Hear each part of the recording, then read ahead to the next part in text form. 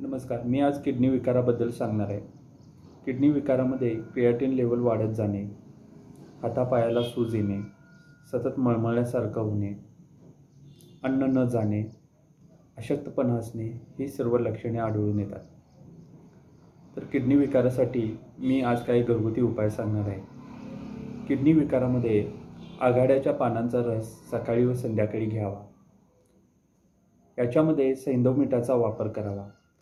सैंधव मीठाचा वापर केल्यामुळे आपल्या शरीरामध्ये अतिरिक्त पाण्याचा जो काही साठा साठून राहतो व हातापायाला सूज येते त्याचं प्रमाणही कमी होईल. याच्यामध्ये धन्याची पावडर 1 चमचा व नागरमोथा 1 चमचा, या दोघांचे चूर्ण 1 चमचा आपण 1 वाटी कोमट पाण्यातून सकाळ संध्याकाळी घ्यावे.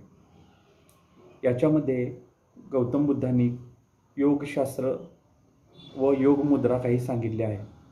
योग मुद्रामध्ये अपान मुद्रा, अपान वायू मुद्रा, किडनी मुद्रा, जलसुरभी मुद्रा ह्या 4 पद्धतीच्या मुद्रा कराव्यात.